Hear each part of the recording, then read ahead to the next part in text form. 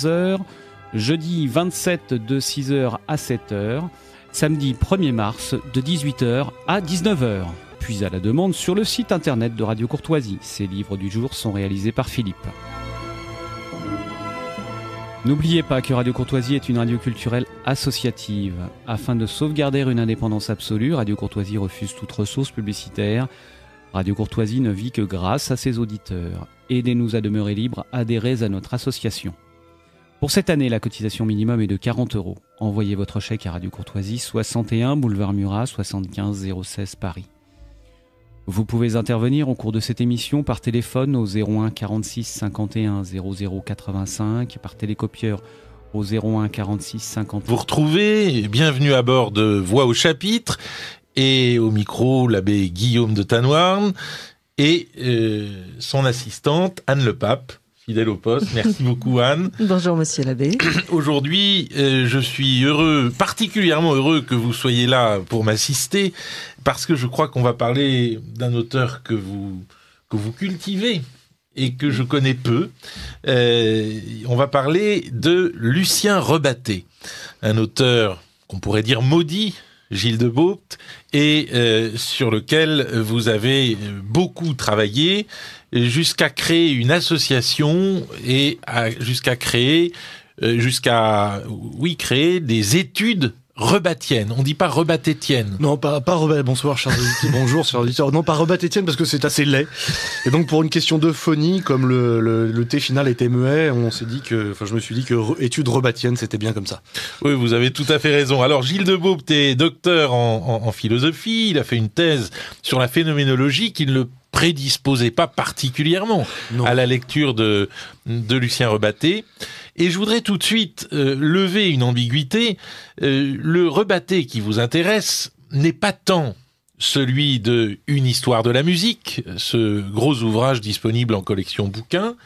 Ce n'est pas non plus le Rebatté des décombres. J'avoue que les adolescents prennent souvent contact avec Rebatté dans cette prose jubilatoire et destructrice des décombres, qui est le best-seller on dit pas ça sur Radio Courtoisie, qui est l'une des meilleures ventes de livres pendant l'occupation. Oui, au point que c'est simplement à cause d'un manque de papier dû à l'époque que De Noël n'a pas pu vendre plus d'exemplaires encore des décombres.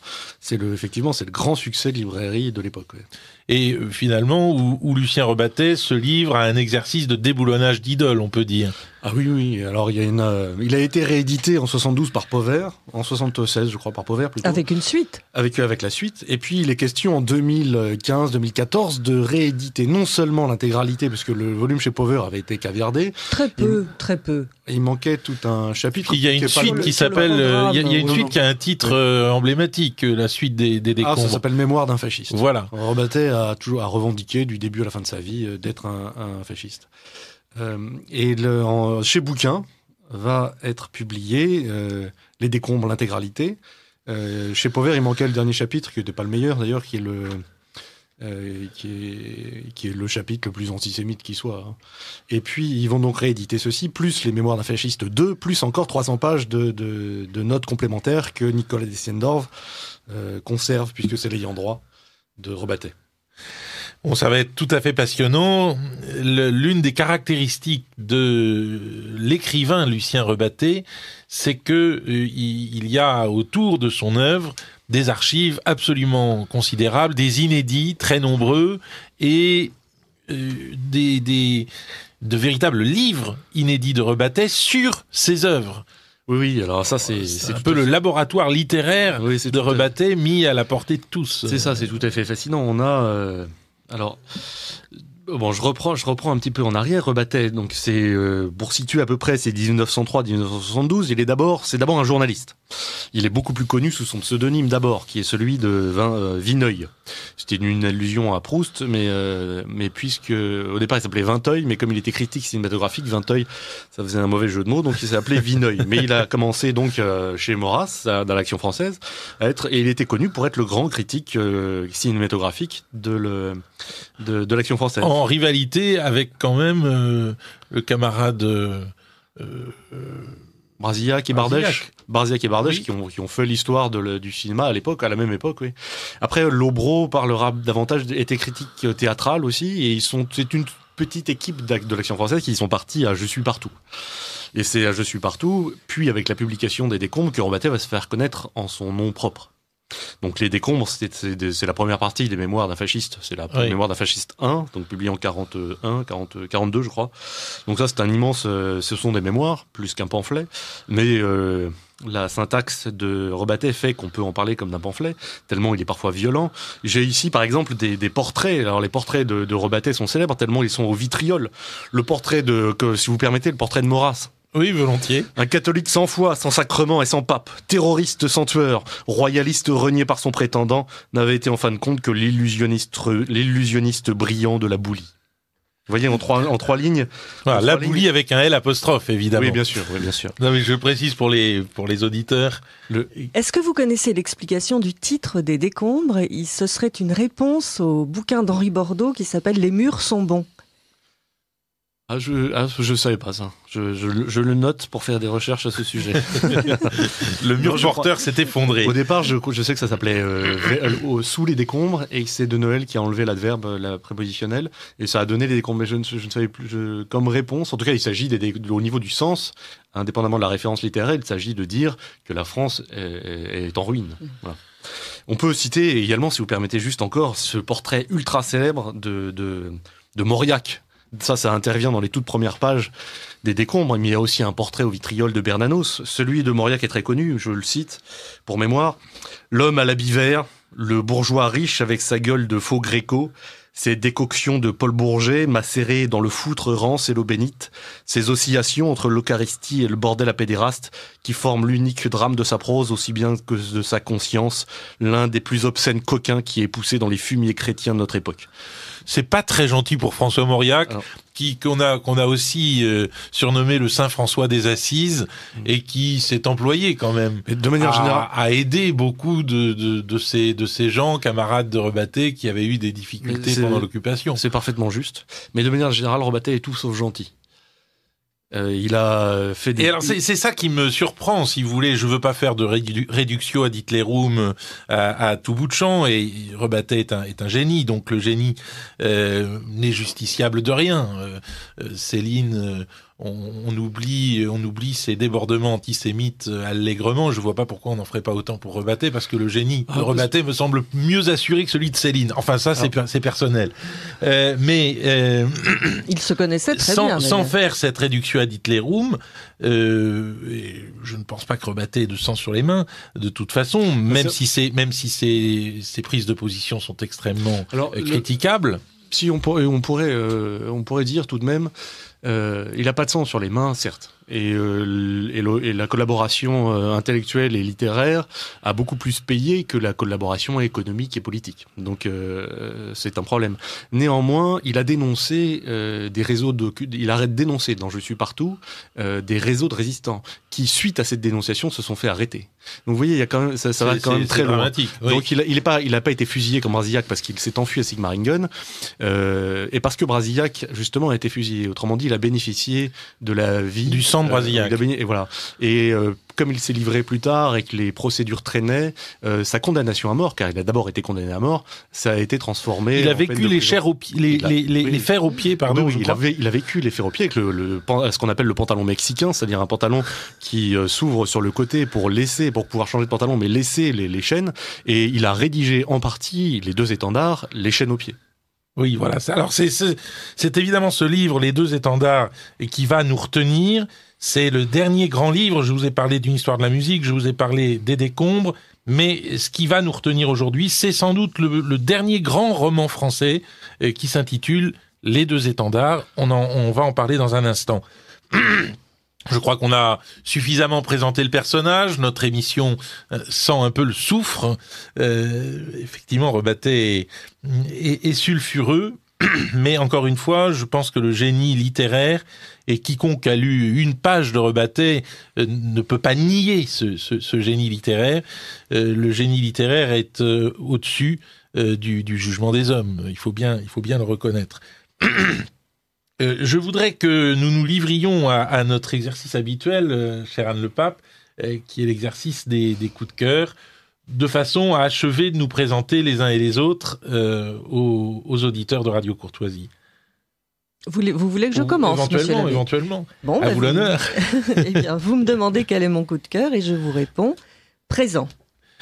Voilà, tout le monde connaît Présent, on l'a vu sur la table du salon des parents, on l'a feuilleté, on a été abonné, on l'a lu chez les grands-parents. Ça fait partie du paysage depuis plus de 30 ans maintenant, c'est un quotidien, oui, bon, et alors ? Eh bien, je dis méfiance, parce que on se rend parfois compte de la valeur des choses trop tard, quand elles disparaissent, faute d'avoir été soutenues. Donc, pourquoi Présent ? Eh bien, parce que j'admire une petite équipe qui se bat pour faire vivre son journal. La vie de la presse est très difficile en général, encore plus difficile pour une presse qui ne bénéficie d'aucune publicité. Donc, Présent n'est pas parfait, mais s'il disparaissait, il ne pourrait jamais être remplacé, alors que tant qu'il existe, il est perfectible. Voilà, donc c'est quand même un quotidien qui exprime, dans la plupart des articles, on ne peut pas être d'accord avec tout, nos idées, donc je pense que c'est déjà un miracle, qu'il est irremplaçable, et donc à ceux qui ne le connaissent pas, ou qui ne l'ont pas vu depuis longtemps, je conseille d'acheter déjà un numéro du samedi avec le supplément littéraire. De l'acheter en kiosque. De l'acheter en kiosque, et puis pourquoi pas de s'abonner. Donc il y a un site Présent, sur lequel on peut aller, et je donne l'adresse, 5 rue d'Amboise, 75 002, Paris. Merci Anne pour ce coup de cœur peu conformiste, malgré les apparences. Quant à moi, je voudrais vous parler d'un film polonais qui vient de sortir sur les écrans français, et sous un titre un peu énigmatique en 3 lettres, Ida. Ida, c'est le nom de l'héroïne. Le film est de Paweł Pawlikowski. C'est l'histoire d'une nonne. On pourrait, si on avait voulu donner un titre un peu sociologique, fin du 19e siècle, on aurait peut-être appelé ça La nonne et la putain. Ce sont pas les mêmes personnes, bien sûr. C'est un face-à-face entre 2 femmes qui est tout à fait remarquable. Et je ne veux pas en dire trop, je ne veux pas dévoiler l'issue de ce film court. Mais je dirais simplement que involontairement, c'est la putain qui sauve la nonne, un peu comme dans l'Évangile. Pour le reste, sachez que ce film est en noir et blanc. Autant, personnellement, j'ai détesté The Artist et le noir et blanc de The Artist. Alors, vous me direz, qui êtes-vous pour détester The Artist ? Je suis simplement Guillaume de Tanoirne, voilà, et j'ai la liberté de mes goûts. Ce sont peut-être pas les vôtres, chers amis auditeurs, et je suis tout à fait d'accord pour vous laisser vos goûts à vous. Mais je dirais que le noir et blanc dans Ida est absolument mystique. On pense à Robert Bresson, on pense au très grand film de Robert Bresson. Moi, je pense aussi au prologue de Saint-Jean, à cette opposition entre la lumière et les ténèbres, entre la lumière et l'obscurité, entre la lumière et l'ombre, qui est une opposition qui permet d'aller à l'essentiel des êtres, qui permet de saisir les êtres dans leur vérité profonde. Il y a quelque chose d'absolument sublime dans ces images en noir et blanc. Elles sont très statiques, elles mettent du temps à s'animer dans ce film, chers auditeurs. Donc prenez le temps de regarder ce film, mais vous ne vous ennuierez pas. Je me suis plusieurs fois endormi au cinéma. Jamais je n'ai eu cette tentation en regardant donc ce film de Paweł Pawlikowski, Ida. Et puis les 2 actrices donc sont magnifiques, chacune à leur manière, ce qui ne gâte rien. 2 Agatha. Je ne saurais pas vous prononcer leur nom polonais, donc je vous les laisse découvrir. Est-ce que vous avez un coup de cœur? Oui, j'en ai Gilles un. de Beaupt. C'est un ouvrage que j'ai lu récemment et qui va nous emmener très loin, à la fois de présent et de la Pologne. Il s'agit, et même de Rebattet, parce que Rebattet c'est mon violon d'ingre, mais je suis bien qu'étant professeur de lettres, je suis de formation philosophique. Alors il s'agit du groupe Marcuse, qui a publié aux éditions La Découverte en 2010 un ouvrage qui s'intitule « De la misère humaine en milieu publicitaire ». Vous voyez à quel point on est loin des problématiques qu'on évoquait à l'instant. On peut avoir... Peut-être pas, parce que dans la Pologne de l'époque, donc 20 ans après la Deuxième Guerre mondiale, où l'histoire se passe, il n'y a pas de publicité. C'est très reposant. Ah oui, c'est d'abord reposant. Et on ne s'aperçoit plus d'ailleurs à quel point nous sommes soumis à cette propagande quotidienne.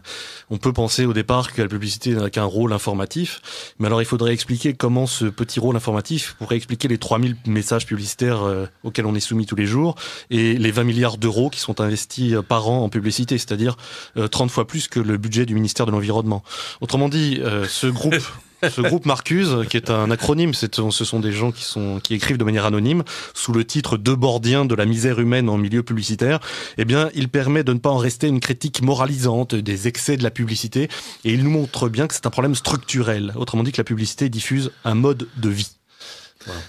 Eh bien, écoutez, nous sommes en tout cas dans une antimodernité résolue à vous entendre et j'espère que nous ne serons pas dupes des modes de vie qu'on nous propose et que nous serons capables les uns et les autres d'exercer notre liberté.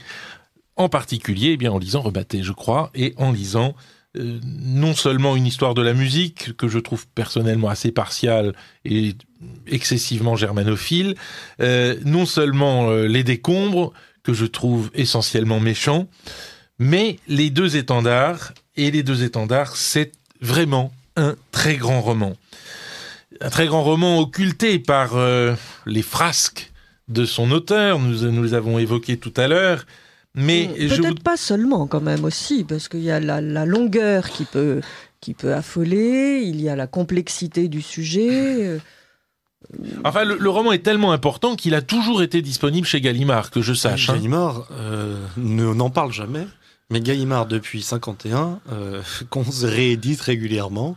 Et j'ai appris, puisque les études rebattiennes sont en vente dans la librairie L'écume des pages, eh bien j'ai appris par un des libraires qu'il s'en vendait 12 par an, régulièrement, depuis toujours, dans cette librairie. Ce qui fait qu'on voit bien qu'il y a que si vous voulez, Robert Poulet, le grand critique littéraire, il a fait un petit portrait de Rebattet.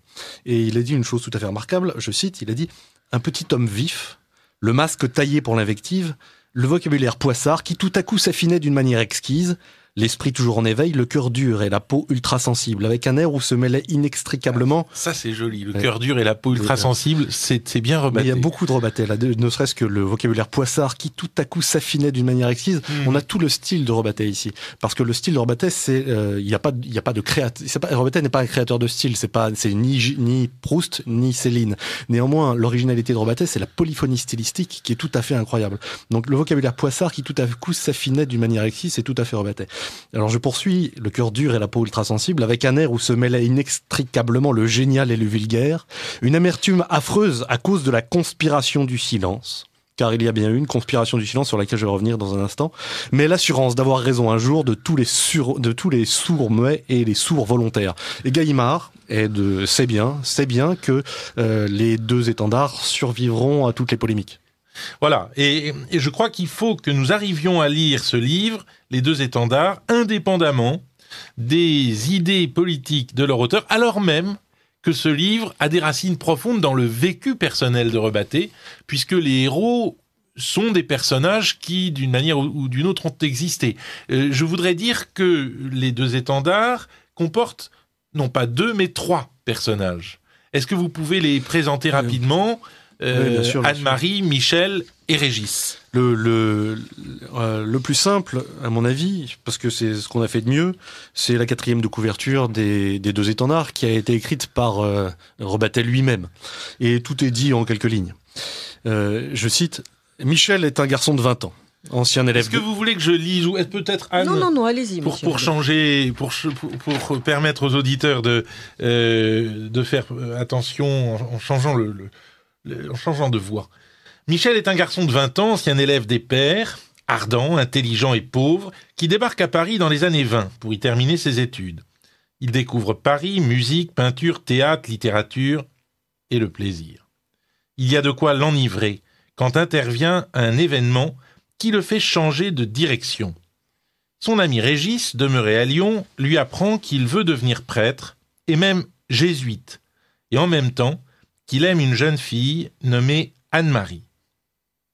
Quand Régis entrera au séminaire, Anne-Marie commencera son noviciat dans un ordre féminin.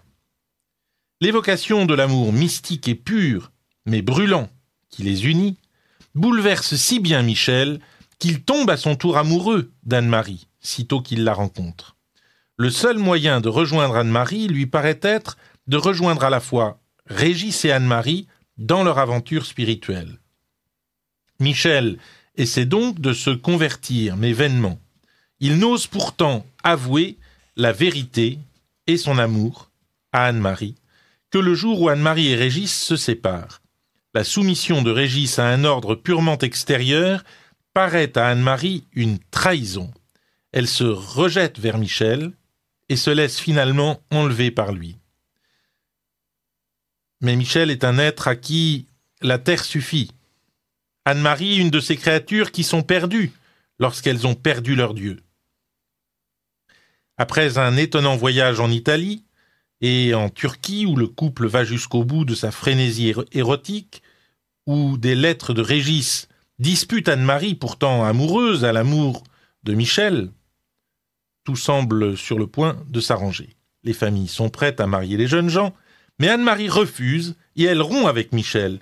Elle ne retrouvera pas la foi, cependant, elle en garde la nostalgie et la marque profonde. Elle dit elle-même que le christianisme est une drogue, mais qu'elle en a pris une trop forte dose et qu'elle ne s'en remettra jamais. Régis et son Dieu triomphent, mais sur les ruines de tout bonheur humain. Voilà, c'est donc ce grand roman français est une terrible critique du christianisme, vous l'aurez compris, chers auditeurs. Comment caractériser cette critique du christianisme, Gilles de Beaupt ? Alors, oui, il me semble que c'est le roman le plus anti-chrétien que je connaisse, pour le dire de manière simple. C'est-à-dire, c'est l'équivalent des frères Karamazov, mais c'est l'anti-frères Karamazov. Et je pense que ça va même plus loin, c'est plus radical que les frères Karamazov, mais dans l'anti-frères Karamazov. Donc le plus grand roman anti-chrétien que je connaisse. Mais d'abord un grand roman. S'il fallait employer un argument d'autorité, il faut tout de même remarquer qu'il y a quelque chose d'assez extraordinaire. Je citais Robert Poulet à l'instant, mais beaucoup plus connu et beaucoup plus grand que Robert Poulet. Il suffit de penser que l'humaniste George Steiner, le fasciste Maurice Bardèche et le communiste René Etiamble, donc trois immenses critiques littéraires, sont tous trois d'accord, alors qu'ils n'ont rien en commun, pour dire que Les Deux Étendards, c'est le chef-d'œuvre inconnu du XXe siècle.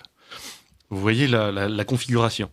Que Rebattet, je fais une incise aussi par rapport à ce que vous avez dit tout à l'heure, que Rebattet soit méchant, l'homme est même parfois tout à fait détestable. Il suffit de voir ce qu'il a dit au moment où Camus a reçu le prix Nobel. Camus avait signé une pétition pour le gracier. Et au moment où il reçoit le prix Nobel, disons 20 ans plus tard, Camus l'insulte dans Rivarol. Rebattet insulte Camus. Donc vous voyez bon, laissons ça de côté. Intéressons-nous au roman. Mais les hommes de lettres ne sont ni toujours aimables, ni vraiment grands. Je me suis plongé récemment dans la correspondance de Chardonne et Morand.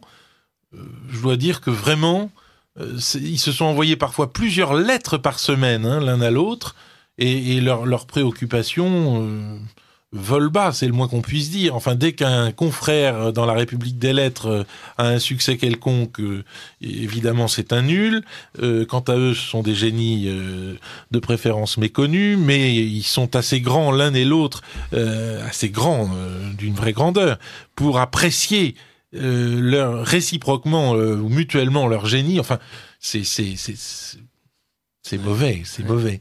Et il me semble que cette bassesse, on la trouve un peu justement dans le personnage de Rebattet. Oui, Il a eu ses hauts et ses bas, mais concernant Rebaquet, effectivement, il y a beaucoup de bas. Harold Pakis, dans Illusion des illusions, se moque beaucoup de lui dans la retraite vers Seymaringen, puisque dès qu'il entend un bruit d'avion, il se jette du train et se met des paquets d'herbe sur la tête. Donc il y avait une certaine lâcheté aussi chez Rebaquet. Mais privilégions donc les deux étendards. Alors, dans ceux qui ont apprécié les deux étendards, moi j'ai été surprise de découvrir un texte de Jean Dutour. Qui figure à la fin de la petite biographie de Pascal Ifry chez Pardès, qui est un très beau texte de Dutour. C'est non seulement Dutour, grosso modo, que dit Dutour? Il dit « Je l'aurais croisé dans les années 40, Rebaquet, je lui aurais tiré dessus. » Et en même temps, Dutour, c'est lui qui lui a trouvé son appartement à Paris. C'est-à-dire Rebaquet a logé dans l'ancien appartement de Dutour. Donc Dutour savait faire la part des choses et reconnaître le grand œuvre. Pour revenir aux deux étendards, Rebaquet, c'est d'abord quelqu'un qui déteste, mais c'est même pas qu'il déteste, c'est qu'il hait profondément les religions, de manière générale. Il dira par exemple, autrement dit, il conçoit pour les religions une effroyable haine. Par exemple, il dira « Je hais les religions à mort ». Je les vois quelquefois, les égyptiennes, les babyloniennes, les tibétaines, les aztèques, l'islam, le catholicisme médiéval, le puritanisme yankee, comme des spectres grotesques et dégoulinants de sang. Ce sont les plus atroces fléaux de l'humanité. Dommage de ne pas croire au diable, je le regrette souvent. On pourrait affirmer avec beaucoup de vraisemblance que toutes les religions sont l'œuvre du diable, qui s'évertue ainsi à cacher le vrai Dieu aux hommes. C'est amusant, si j'ose dire, parce que dire que les religions sont l'œuvre du diable, c'est retrouver une thèse de Saint-Augustin. Je ne sais pas si vous le savez, mais Saint-Augustin considère, avec un verset de psaume d'ailleurs, que les religions peuvent être l'œuvre du diable. Et c'est vrai que une religion qui vit sur le sacrifice humain, une religion qui vit sur la prostitution sacrée, est une religion qui, d'une manière ou d'une autre, rend l'inhumain normatif. Alors, votre référence à Saint-Augustin permet de dire... parce que là, on serait tenté, effectivement, quand on entend sont l'œuvre du diable qui s'évertue à cacher le vrai Dieu aux hommes. On dirait, tiens, qu'est-ce que c'est que ce vrai Dieu? Et il faut donc qu'il y ait une croyance au diable, qui cache le vrai, etc. Mais là, je crois qu'il faut être très clair. Je pense que ça n'est qu'une formule rhétorique, et il faut s'éloigner de toute tentative de récupération, quelle qu'elle soit, de Rebaquet. Il y a une incompatibilité totale entre le christianisme et Rebaquet, comme il y a une incompatibilité totale entre Nietzsche et le christianisme. C'est-à-dire entre Dionysos et le Christ. C'est une alternative qui n'admet pas de moyen terme. Et on peut ne pas laisser je me permets de dire un dilemme qui n'admet pas de moyen terme. Oui. Mais plus qu'une alternative. Oui, c'est vrai, vous avez raison. Mais expliquez aux jeunes auditeurs de Radio Courtoisie le pourquoi du titre déjà. Les deux étendards, c'est une célèbre méditation des exercices spirituels de Saint Ignace de Loyola. Et Rebaquet, au départ, cet ouvrage n'aurait pas dû s'appeler comme ça. Ça devait s'appeler la théologie lyonnaise, et puis après, ça a failli s'appeler ni Dieu ni diable. Vous voyez, ni Dieu ni diable. Donc là, les deux branches de l'alternative sont récusées. Donc il y a aucune ce sont les deux étendards, hein, Dieu et le diable. Donc il n'y a aucune alternative et aucune compatibilité possible. Donc le diable est récusé lui aussi. Mais comme en 51 est parue la pièce de Sartre, Le diable et le bon Dieu, chez Gallimard, ça faisait un peu trop de diable et de bon Dieu la même année. Et donc les deux étendards. Mais donc il n'y a pas l'ombre d'un doute sur l'expression qu'utilise Rebaquet. Même la veille de sa condamnation à mort, Rebaquet dira que son irreligion n'a jamais été aussi ferme. Bien sûr, il va passer sa vie, enfin une partie de sa vie, à s'entourer d'ouvrages religieux. Mais pourquoi? C'est pour y dénicher des arguments contre la religion. Et il est devenu, au fil des ans d'ailleurs, un grand lecteur de Loisy, de Renan, de Harnack, de Gilson, de Lagrange, de Duchesne. Bref, toute la crise moderniste est assimilée par Rebaquet, et on la retrouve bien dans certains débats théologiques entre Michel et Régis. Alors, vous, Gilles de Beaupt, en tant que catholique, vous tenez à faire connaître Rebaquet, à faire connaître les deux étendards. Que cherchez-vous à faire? Vous voulez répondre à Rebaquet? Alors, à faire connaître Rebaquet, oui. Et oui, parce qu'il faut... on peut il faut être confronté il faut que il me semble que certains catholiques devraient être confrontés à la contradiction. Et chez Rebattet, on trouve ce qu'on fait de mieux en contradiction. De la même manière qu'en philosophie, il faut aller lire Nietzsche. En même temps que d'autres choses. Mais on peut aussi aller lire Nietzsche pour avoir une intelligence de sa propre foi, ne serait-ce que cela. Donc néanmoins, je ne cherche absolument pas à récupérer, et je crois que c'est impossible, à récupérer Rebattet de quelque manière que ce soit. Et je n'ai pas dit récupérer, j'ai dit répondre. Oui. Répondre, poser... Non, je cherche à faire en sorte que les questions de Rebattet soient entendues. C'est plutôt ça. Et alors, vous pensez que ces questions mènent quand même, ou peuvent mener celui qui se les pose à la foi et non pas à l'athéisme militant de Lucien Rebattet? C'est un risque à courir. Écoutez, moi qui ai écrit sur le pari de Pascal, je pense qu'effectivement la foi est un risque et que le plus grand risque est encore de l'ignorer. Donc j'invite chacun à courir ce risque avec vous ou avec nous aujourd'hui de lire et d'entendre les questions de Lucien Rebattet. Alors, revenons à son antichristianisme, et j'aimerais que vous nous disiez en quoi cet antichristianisme est si particulier, parce qu'enfin des auteurs antichrétiens, depuis Voltaire, on ne les compte plus. Oui, il y en a énormément. Donc ce n'est pas seulement l'antichristianisme qui vous attire, c'est une certaine qualité d'antichristianisme. Oui. Certains arguments que vous ne trouvez pas ailleurs. Oui. En fait, c'est justement le dépassement. Alors, commençons par les arguments, mais ce qui fait le propre et la profondeur et la radicalité de Rebattet, des deux étendards plutôt, c'est justement qu'il va dépasser l'argument. Alors, concernant les arguments d'abord, il va utiliser, il trouve toutes les armes qu'il peut et il les emploie toutes. Donc il peut aussi bien se transformer en Homais ou en Voltaire que faire de la haute spéculation théologique. Je peux citer encore un exemple un court exemple qui est assez révélateur de certaines discussions. Par exemple, c'est Michel qui parle. Et tandis que je n'ai jamais pu me visser plus de 8 jours dans le crâne les preuves classiques de l'existence du Très-Haut, je ne me fatigue pas de dresser le catalogue des innombrables solutions que 3 siècles ont proposées au casse-tête de l'homme-dieu. Les adoptionnistes, pour qui Jésus a reçu l'Esprit divin lors de son baptême, mais n'est devenu Dieu qu'après sa résurrection. Les docettes, qui veulent que Jésus soit un corps astral, un fantôme n'appartenant pas à notre monde pondérable. Les aftars docettes, qui cherchent à écarter l'insoutenable et scandaleuse notion d'un Dieu souffrant, et font un Christ doté d'un corps pareil au nôtre, mais jouissant d'une surnaturelle insensibilité. Les origénistes, qui ne peuvent pas s'empêcher de nuancer l'égalité du Père et du Fils. Les sabelliens, les subordinationnistes, les ariens, qui soutiennent que Jésus n'a été qu'un homme inspiré de Dieu, le plus grand des hommes créés. Les nestoriens, qui donnent au Christ 2 natures, humaine et divine, mais les séparent totalement, en enseignant que l'homme seul est mort sur la croix. L'évêque Fautin, qui invente un verbe à extension, raison impersonnelle de Dieu dans la première extension, mais devenant fils de Dieu dans la seconde, pénétrant ainsi l'humanité de Jésus jusqu'à en faire une espèce de Dieu.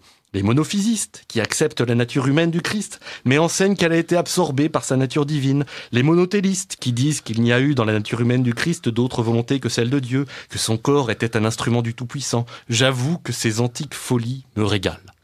Donc... C'est extraordinaire de voir avec quelle facilité Lucien Rebattet se joue de la théologie la plus abstraite et la plus repoussante.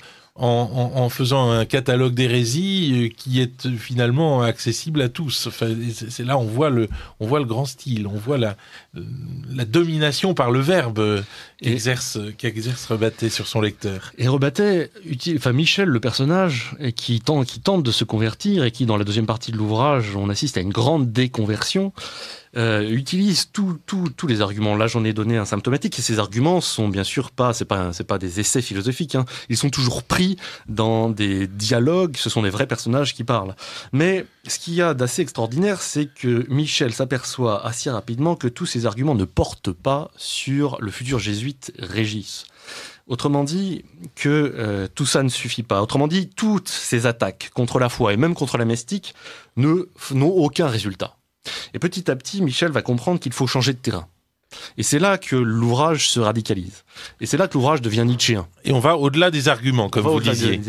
Et c'est là que donc dans une critique tellement radicale qu'elle n'a plus besoin d'arguments. Mais qu'elle montre quoi ? Elle montre, alors là on se retrouve chez Nietzsche, on se retrouve dans la lecture nietzschéenne du christianisme, notamment, et pas n'importe laquelle, celle qui décèle le ressentiment sous l'amour. Autrement dit, Régis apparaît comme le portrait type du prêtre ascétique dont Nietzsche a fait le portrait dans la généalogie de la morale, par exemple. Dévoiler le ressentiment sous l'amour et attaquer l'amour, voilà bien quelque chose qui attaque le cœur même du christianisme, puisque Dieu est amour, puisque la vertu qui restera après notre mort, ce ne sera pas l'espérance, ce ne sera pas la foi, dont nous n'avons plus besoin, ce sera la seule charité. Le christianisme, à ma connaissance, est la seule religion à se définir par l'amour. Et Rebattet va changer de terrain et va donc s'attaquer non plus à la foi, mais à l'amour. Et c'est là que Rebattet, à mon avis, va plus loin, par exemple, que les frères Karamazov. Il va donc attaquer ce que les chrétiens font de l'amour. Il va dévoiler le ressentiment sous l'amour, comme on le trouve déjà chez Nietzsche, mais il va même aller plus loin que Nietzsche, si c'est possible. Il va, par exemple, Nietzsche conserver un certain amour du Christ, enfin un respect pour cette figure. Rebattet n'en a plus aucun. Il va élaborer... Et Nietzsche a un respect des chrétiens, ou moins de certains chrétiens, dont il dit dans La volonté de puissance quelque part que parmi les êtres vraiment supérieurs qu'il a rencontrés se trouve un certain nombre de chrétiens. Ce qui est important pour Nietzsche, puisqu'il a fondé toute sa critique sur la critique des chrétiens. Bien sûr, et de Paul, notamment, pas tellement du le Christ, soi-disant inventeur du christianisme. Mais surtout Paul, oui. Mais on se retrouve avec, et c'est ça qui est fascinant dans les deux étendards, c'est qu'on se retrouve avec des vrais personnages, et donc Régis ce n'est pas l'abbé bournicien, je crois, de Madame Bovary. Il s'agit d'un adversaire à la hauteur. Autrement dit, il s'agit, avec Régis, le personnage de Régis, d'un futur jésuite, et d'un personnage à la hauteur. Il faut des ennemis à la hauteur. Et en l'occurrence, Régis apparaît parfois comme un catholique absolu. Je cite encore un extrait des deux étendards, court. Le Régis qui parle... Est-ce que vous voulez que je lise ? C'est un peu... je vous mets des... Vous mettez des crochets pour que... Voilà. Il m'arrive, devant certains curés, de me sentir catholique, éructant et rugissant à la Léon Bloy. Ça, c'est Régis qui parle. Et ensuite, le commentaire de Michel. Michel buvait ses propos avec admiration. Régis lui paraissait habité d'un véritable génie, un splendide christianisme. À lui seul, il contredisait bien Nietzsche, démontrait que la religion du Galiléen pouvait être celle des plus viriles vertus. Il songeait, en regardant Régis, à ces saints médiévaux, tout illuminés de rayons surnaturels et qui étaient, parce qu'ils avaient entendu aussi le verbe du Seigneur, les plus sévères juges de l'Église, les plus violents polémistes, déchaînés contre ses stupres, sa somnolence, ses erreurs. Régis déborde la théorie par la vie. Mais j'aimerais, Gilles de Beaupt, que vous nous parliez du véritable personnage qui a inspiré Régis, qui était un ami de Rebattet. Alors là, il faudrait même aller un petit peu plus loin en amont, c'est qu'avec les deux étendards et Rebattet, on est dans une configuration littéraire et historique tout à fait extraordinaire. On a les deux étendards, écrits par Lucien Rebattet. On dispose également, bien que ce soit inédit, du journal de Rebattet qui raconte la même histoire, peu ou prou, avant qu'elle ne soit transposée en littérature. Donc la nuit mystique de Brouilly, entre deux personnes qui s'aiment, et puis cette fascination pour l'ami, ce trio. On trouve dans le journal de Rebattet, qui date des années 20, cette histoire à nouveau. Il y a la jeune fille, Anne-Marie, qui, dans la vraie vie, s'appelle Simone Chevalier. Alors la transposition littéraire est assez grande entre les deux, et dans les études Rebattiennes, nous avons publié un inédit qui montre la différence entre les deux, entre la femme et l'héroïne. Il faudra que vous nous donniez les références des études Rebattiennes dont nous parlons.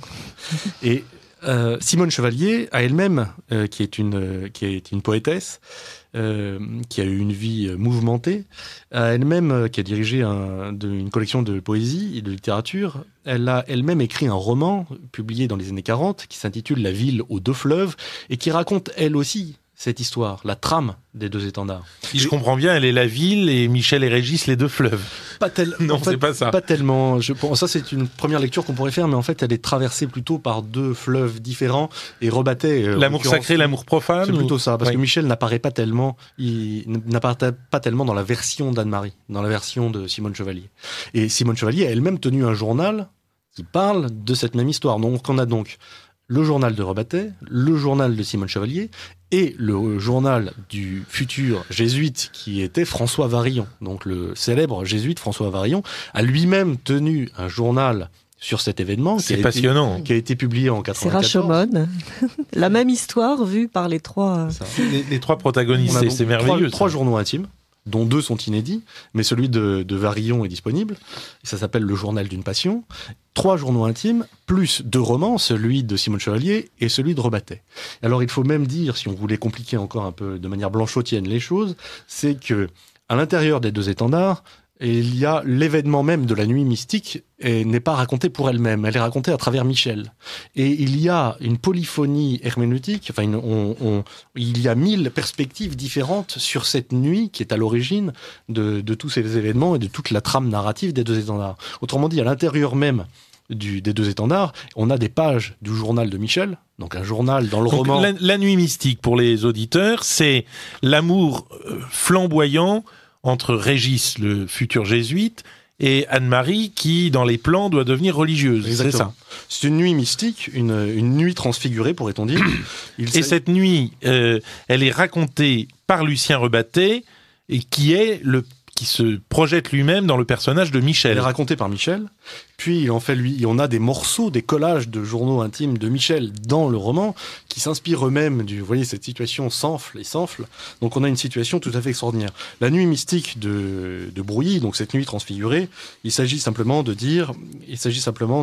une nuit qu'ils ont passée sur la colline de Brouilly, donc une colline inspirée, pourrait-on dire. Mais seulement tous les deux. Seulement Régis et Anne-Marie.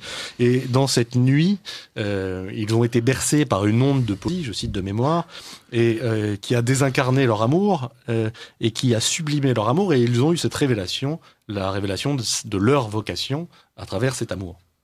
Et c'est cette nuit qui fascine, parce qu'ils vivent de cette nuit, ils veulent se montrer dignes de cette nuit mystique, ils veulent autrement dit mourir, que leur amour meure humainement pour l'éterniser. Voilà.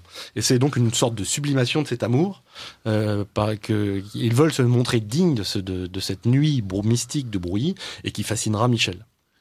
Et donc c'est Michel qui raconte cette nuit, comme s'il y était, alors qu'il n'y est pas.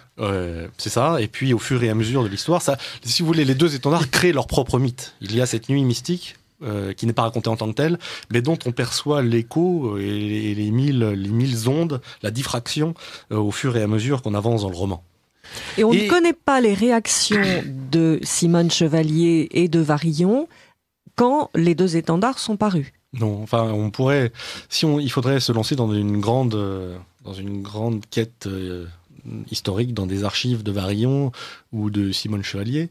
Donc, il faudrait beaucoup de temps pour se lancer dans cette quête. Personnellement, je pense que tout ceci est extrêmement intéressant, mais puisqu'il y a une autonomie de l'œuvre littéraire, on peut également s'en passer. Moi, un jour, si j'ai l'occasion, j'irai m'intéresser aux archives pour voir qu'est-ce qu'ont bien pu en penser Simone Chevalier et Varillon lui-même. À ma connaissance, moi, je n'ai pas d'éléments. Mais gageons que le jésuite François Varillon ne s'est pas beaucoup vanté d'avoir été l'ami de Lucien Rebattet. Il a écrit une lettre.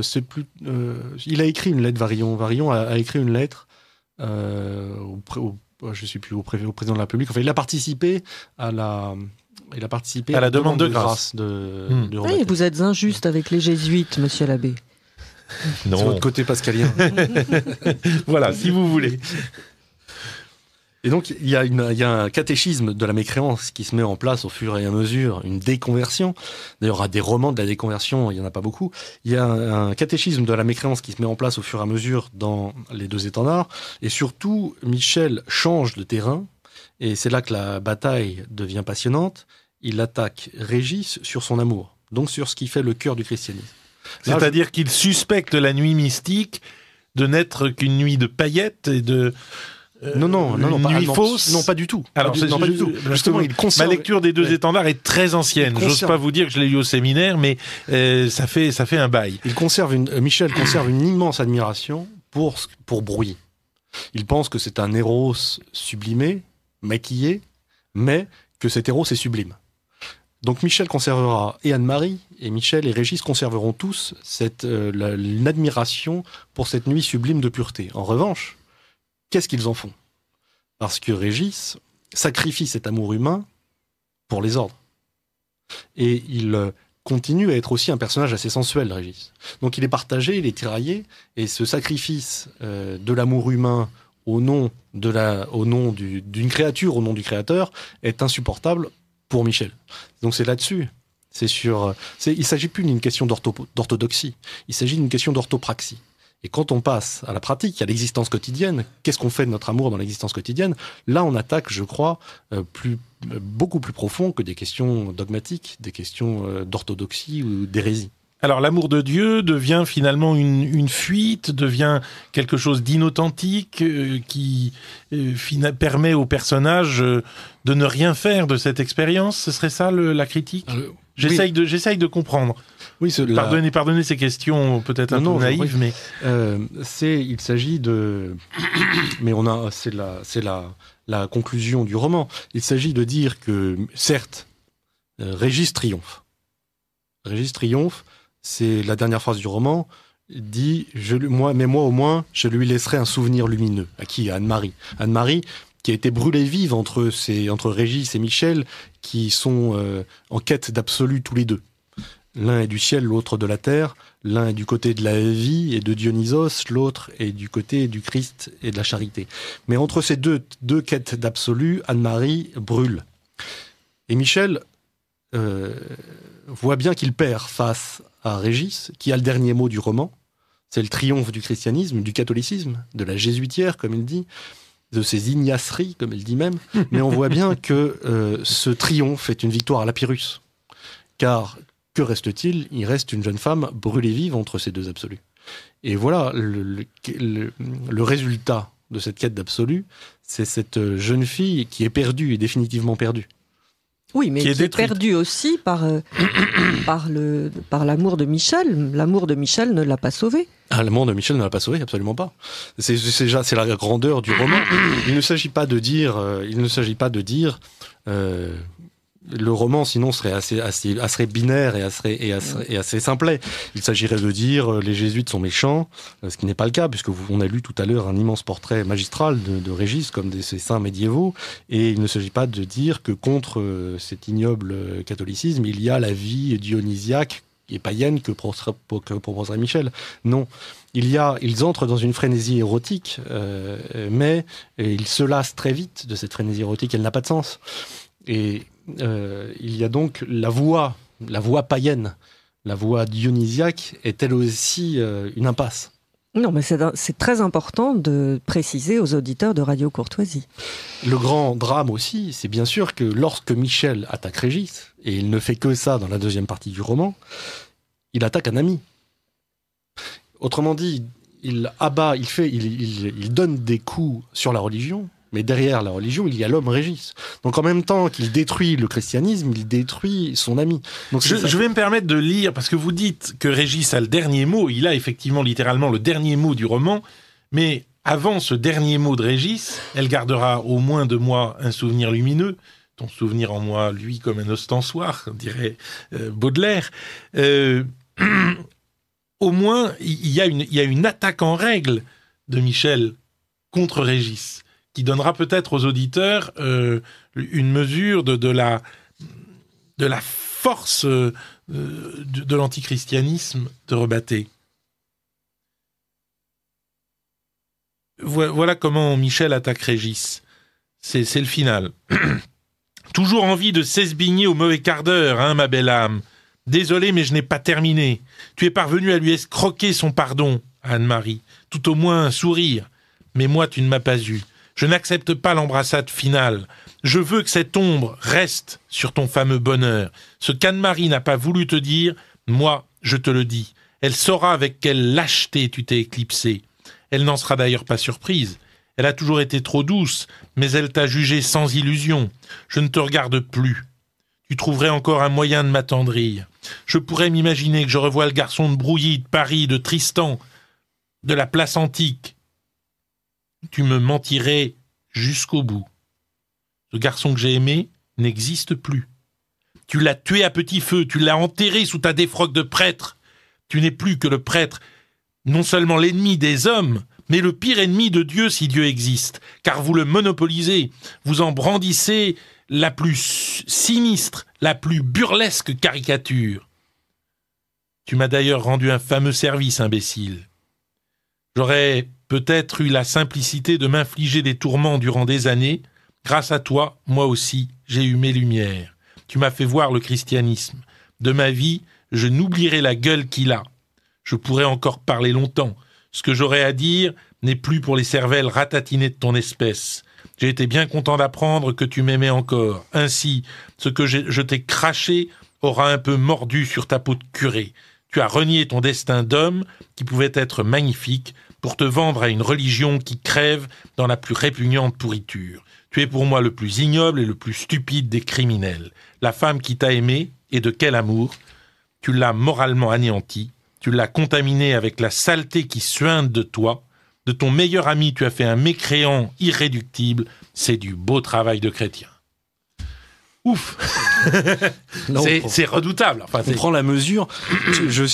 Tu m'as fait voir le christianisme de ma vie, je n'oublierai la gueule qu'il a.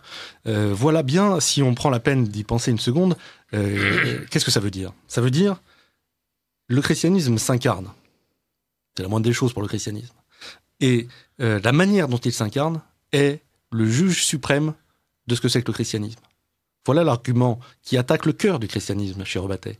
Mais là, on trouve dans Humain trop humain, paragraphe 98 chez Nietzsche, on trouve la même chose. Vos visages ont toujours été plus dommageables à votre foi que vos raisons.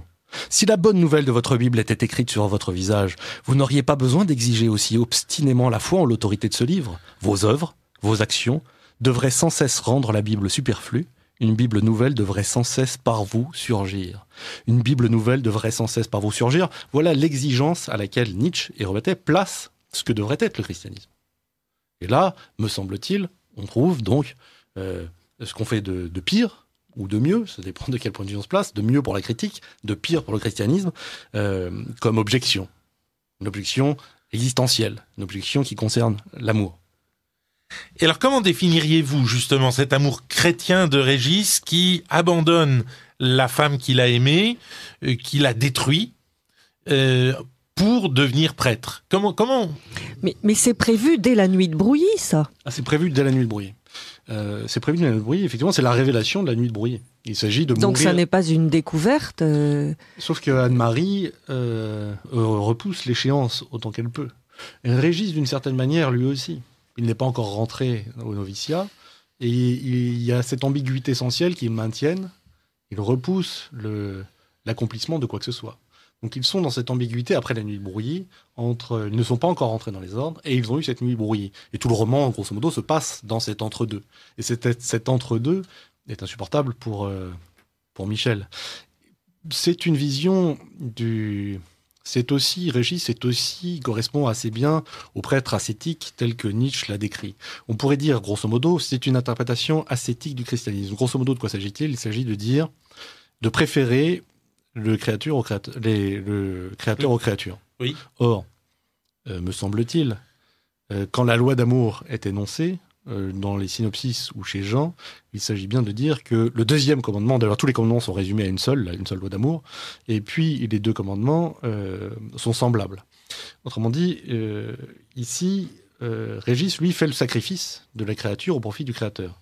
Voilà sans doute une interprétation ascétique du christianisme, d'autant qu'on pourrait trouver chez Jean aussi cette question du sacrifice, lorsqu'il dit, je cite de mémoire, donc vous connaissez ça mieux que moi, monsieur l'abbé, si tu te présentes à l'autel et que tu es en différend avec ton frère, commence par... Laisse là ton offrande et va d'abord te réconcilier avec ton frère. Mais si nous restait 3 minutes, par exemple, et que vous vouliez dire en quoi cette critique, au fond involontairement, en quelque sorte, apporte de l'eau au moulin de la foi du croyant, qu'est-ce que vous diriez? D'abord, je récuse la question. Alors, c'est parfait. Ça commence bien. Parce que là, on serait dans de la récupération. Très bien. Je répète, à mon avis, il n'y a aucune... C'est pas possible. C'est comme chez Nietzsche.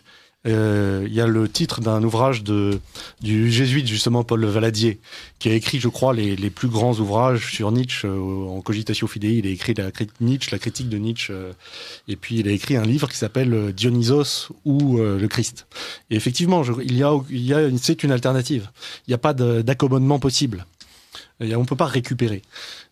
Autrement dit, Rebattet pose une question qu'à mon avis, les chrétiens et les catholiques peuvent entendre.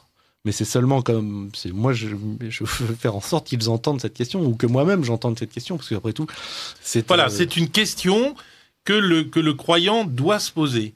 Me semble-t-il, et surtout c'est une question qui, me semble-t-il, le Christ lui-même ne cesse de poser. Qu'as-tu fait de ton amour?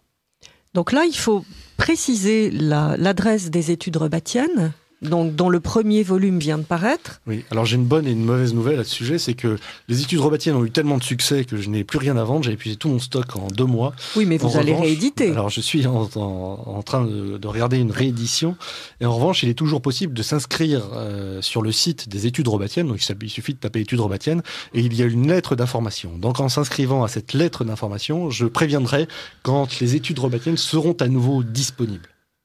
Voilà, c'est vraiment. Alors, c'est une très bel objet d'abord, les études rebattiennes tome 1, très bien fait, mais surtout avec des études passionnantes et des inédits de Rebattet qui ouvrent sur son laboratoire littéraire intime. Oui.